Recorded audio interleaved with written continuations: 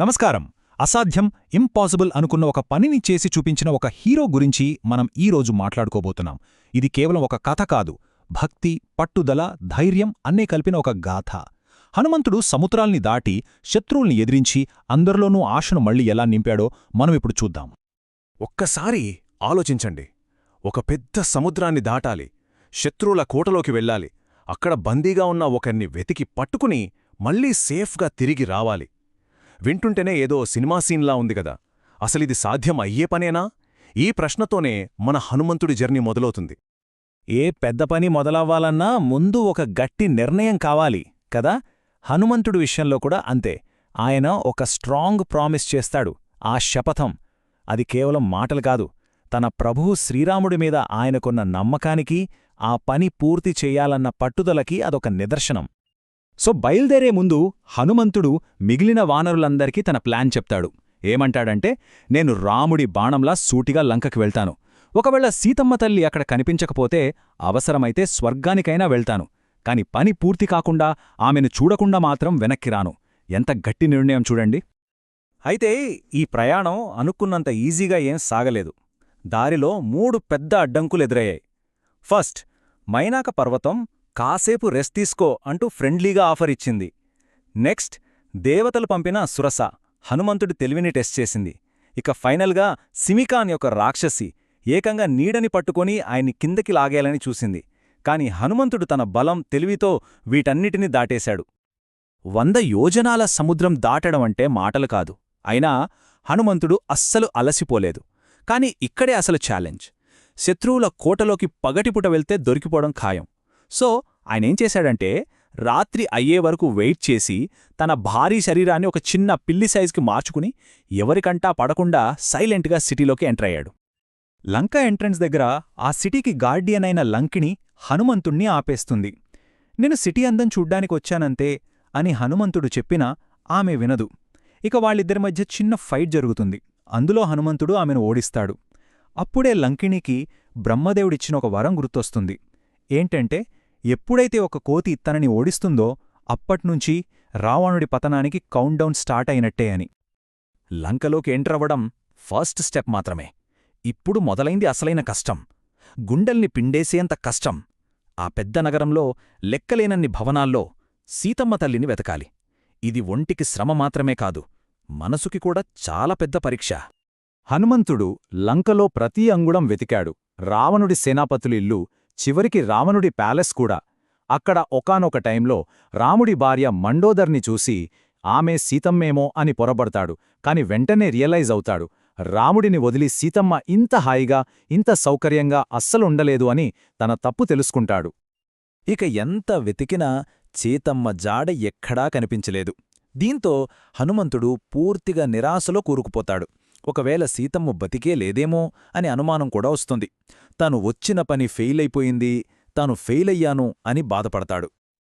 ఆ డిప్రెషన్లో, ఆ ఓటమి భారాన్ని మోయలేక హనుమంతుడు ఒక తీవ్రమైన నిర్ణయం వైపు వెళ్తాడు. సీతమ్మను కనుక్కోలేకపోయాను అని ఫెయిల్యూర్తో వెనక్కి వెళ్లడం కన్నా ఇక్కడే నా ప్రాణాలు వదిలేయడం బెటర్ అనుకుంటాడు.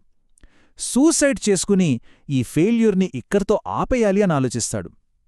ఇది ఆయనలో జరిగిన అతిపెద్ద సంఘర్షణ. కాని అంత చీకట్లోనూ ఒక చిన్న ఆశ కిరణం మెరుస్తుంది. ఆయన తనలో తానే అనుకుంటాడు, చచ్చిపోయి ఏం సాధిస్తాను, ఏమీ లేదు. అదే బతికుంటే ఏదో ఒకటి సాధించే ఛాన్స్ ఉంటుంది. బతుకుంటే బలుసాకు తినొచ్చు అన్నట్టు ఆశ ఉన్నంతవరకు ప్రయత్నం ఆపకూడదు అని రియలైజ్ అవుతాడు.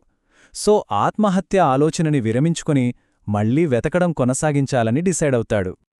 ఆ కొత్త నిర్ణయంతో తను ఇప్పటిదాకా వెతకని ఒక ప్లేస్ అశోకవనంలోకి వెళతాడు. అక్కడ ఒక సింషుపా చెట్టు కింద మాసిన బట్టలతో చాలా నీరసంగా, దీనంగా ఉన్న ఒక స్త్రీ కనిపిస్తుంది. ఆమెనే సీతాదేవి అని ఆయనకు అర్థమవుతుంది. బహుశా ఈ మొత్తం కథలోమే అత్యంత ఎమోషనల్ మూమెంట్ ఇదే. సీతమ్మన్ చూశాడు సరే, కాని సడన్గా వెళ్ళి నేను రాముడు దూతను అని చెప్తే ఆవిడ భయపడొచ్చు. అందుకే హనుమంతుడు చాలా తెలివిగా ఆలోచిస్తాడు. తను కూర్చున్న చెట్టు పైనుంచే ఆమెకు వినపడేలా మెల్లగా రాముడి కథను పాటలా పాడటం మొదలుపెడతాడు. ఈ స్మార్ట్ అండ్ సెన్సిటివ్ అప్రోచ్తో సీతమ్మ నమ్మకాన్ని గెలుచుకుంటాడు. సరే, సీతమ్మని కనుక్కున్నాడు. దీంతో హనుమంతుడి మిషన్ ఒక కొత్త టర్న్ తీసుకుంటుంది. ఇప్పటిదాకా ఆయన ఒక సీక్రెట్ ఏజెంట్లా వెతికాడు, కాని ఇప్పుడు ఆయన రోల్ మారింది. ఒకేసారి 2 పనులు చెయ్యాలి. 1 రాముడికి ఒక గౌరవమైన మెసెంజర్గా, 2 రావణుడికి ఒక భయంకరమైన వారియర్గా. హనుమంతుడు ఒక ఆఫర్ ఇస్తాడు.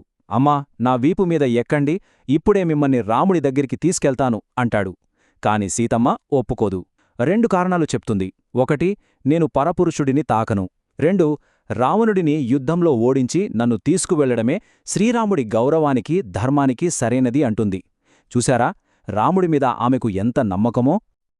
అప్పుడు వాళ్ళిద్దరి మధ్య ఒక ప్రూఫ్ ఎక్స్చేంజ్ జరుగుతుంది. హనుమంతుడు నేను నిజంగా రాముడి దూతనే అని చెప్పడానికి రాముడిచ్చిన ఉంగరాన్ని సీతమ్మకిస్తాడు. దానికి బదులుగా సీతమ్మ తను క్షేమంగా ఉన్నానని రాముడికి చెప్పడానికి తన చూడామణిని ఇచ్చి పంపిస్తుంది. ఓకే, సీతమ్మను కలిశాడు. మెయిన్ టాస్క్ అయిపోయింది. కాని హనుమంతుడు ఇక్కడితో ఆగలేదు. రావణుడి ఆర్మీ స్ట్రెంగ్త్ ఎంత ఉందో టెస్ట్ చెయ్యాలనుకుంటాడు. అందుకే కావాలనే అశోకవనాన్ని మొత్తం నాశనం చేసి రాక్షసులకు కోపం తెప్పిస్తాడు. ఇక్కడే ఆయన మెసెంజర్ రోల్ నుంచి వారియర్ రోల్కి షిఫ్ట్ అయ్యాడు. అప్పుడు రావణుడు పంపిన 80,000 మంది, అవును 80,000 మంది రాక్షసులని హనుమంతుడు ఒక్కడే ఓడించేస్తాడు. అంతేకాదు రావణుడి కొడుకు అక్షకుమారుడితో పాటు చాలామంది కమాండర్లను కూడా చంపేస్తాడు. ఈ నంబర్ వింటేనే మనకర్థమవుతుంది హనుమంతుడి పవర్ ఏ రేంజ్లో ఉందో. ఫైనల్గా ఇంద్రజిత్తు బ్రహ్మాస్త్రాన్ని ప్రయోగిస్తే దానికి గౌరవమిచ్చి కావాలనే బందీగా చిక్కుతాడు. అప్పుడు రావణుడు ఇతని తోకకు నిప్పు పెట్టండి అని ఆర్డర్ వేస్తాడు. కాని హనుమంతుడు ఆ పనిష్మెంట్నే ఒక వెపన్గా మార్చుకుంటాడు. విభీషణుడి ఇల్లు తప్ప మొత్తం లంకను తన తోకతోనే కాల్చేస్తాడు. అప్పటినుంచే మనకు చూసి రమ్మంటే కాల్చివచ్చాడు అనే సామెత పుట్టింది. ఇక కథ క్లైమాక్స్కి వచ్చేసింది. హనుమంతుడు తను అనుకున్న పనిని అనుకున్నదానికంటే గొప్పగా పూర్తిచేసి తిరిగి వస్తున్నాడు. ఇది జస్ట్ ఒక రిటర్న్ జర్నీ కాదు, ఇదొక విక్టరీ మార్చ్. రాబోయే ఒక పెద్ద యుద్ధానికి ఇది ఆరంభం. లంకను కాల్చేశాక హనుమంతుడు మళ్లీ సముద్రాన్ని దాటి మహేంద్రగిరి వైపు బయల్దేరుతాడు. తన వాళ్లున్న కొండ దగ్గరికి రాగానే ఒక పెద్ద విజయగర్జన చేస్తాడు. ఆ సౌండ్ వినగానే అక్కడెదురుచూస్తున్న వానరులందరికీ అర్థమైపోతుంది హనుమంతుడు సక్సెస్తో తిరిగి వస్తున్నాడు అని. అందరూ ఎంతో టెన్షన్తో ఎదురుచూస్తుంటే హనుమంతుడు నేరుగా రాముడి దగ్గరికి వెళ్ళి 2 మాటలు చెప్తాడు. చూశాను సీతమ్మను, అంతే. ఆ 2 మాటలతో అప్పటిదాకా ఉన్న టెన్షన్, బాధ అన్నీ మాయమైపోయి అందరిలో ఒకేసారి ఆనందం, ఆశ నిండిపోతాయి. సుందరకాండం మొత్తంలోనే ఇది మోస్ట్ పవర్ఫుల్ సెంటెన్స్.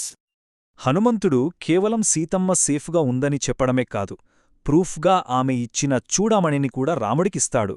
ఇక ఆ నిదర్శనం చూశాక శ్రీరాముడికి నెక్స్ట్ ఏం చెయ్యాలో ఒక క్లారిటీ వచ్చేస్తుంది. రామాయణంలో జరగబోయే ఆ పెద్ద యుద్ధానికి ఇక్కడే పునాది పడింది. సో హనుమంతుడు తన మిషన్ని అద్భుతంగా కంప్లీట్ చేశాడు. కానీ ఇది ఆరంభం మాత్రమే, ఎండింగ్ కాదు. ఇప్పుడు అసలు సవాల్ ముందుంది. రావణుణ్ణి, అతని ఆ భారీ సైన్యాన్ని ఓడించడం రాముడికి అంత ఈజీ అవుతుందా? అసలు రాబోయే ఆ యుద్ధం ఎలా ఉండబోతోంది? ఈ ప్రశ్నతో ఈరోజుకి ఇక్కడితో ఆపుదాం.